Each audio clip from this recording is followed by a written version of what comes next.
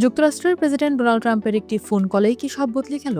কিভাবে তার একটি ফোন কলে বদলে গেল বিশ্বকাপের সবচেয়ে আলোচিত শাস্তির সিদ্ধান্ত?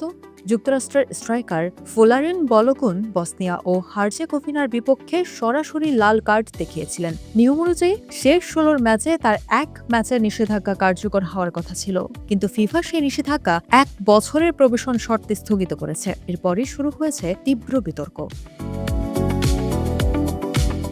কিন্তু আসলে কি ঘটেছে?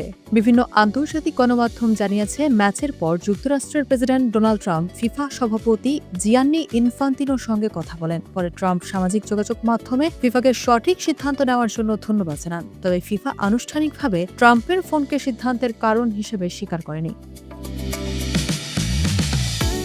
অন্যদিকে বেলজিয়াম ফুটবল অ্যাসোসিয়েশন এ সিদ্ধান্তকে নজিরবিহীন বলে উল্লেখ করেছে। কোচ রুডি গার্সিয়া ব্যঙ্গাত্মক মন্তব্য করে বলেছেন, মনে হচ্ছে ৫ জুলাই হঠাৎ এপ্রিল ফুল হয়ে গেছে। আর তার এই বক্তব্যের পরে এই বিতর্ক আরও গরম হয়ে ওঠে। কিন্তু আইন কি বলছে? চলুন ইমোশনের লেন্স সরিয়ে দেখি।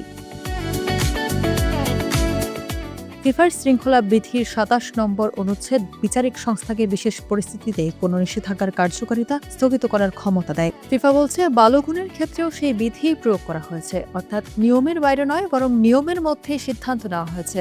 এছাড়া এমন নিয়ম কিন্তু বিশ্বকাপে এই প্রথম না। ১৯৬২ ফুটবল বিশ্বকাপে ব্রাজিলের কিংবদন্তি গারেঞ্জার লাল কার্ডের শাস্তিও ফাইনালের আগে স্থগিত হয়েছিল। এরপর দীর্ঘ দশকের মধ্যে বিশ্বকাপ চলাকালীন সময়ে এমন সিদ্ধান্ত খুব কমই দেখা যায়। লাল কার্ড দেখার পর পর্তুগালের ক্রিস্টিয়ানো রোনালদোর ৩ ম্যাচের নিষেধাজ্ঞার শেষ ২ ম্যাচ স্থগিত করা হয়েছিল। ফলে তিনি বিশ্বকাপের শুরু থেকেই খেলতে পেরেছিলেন।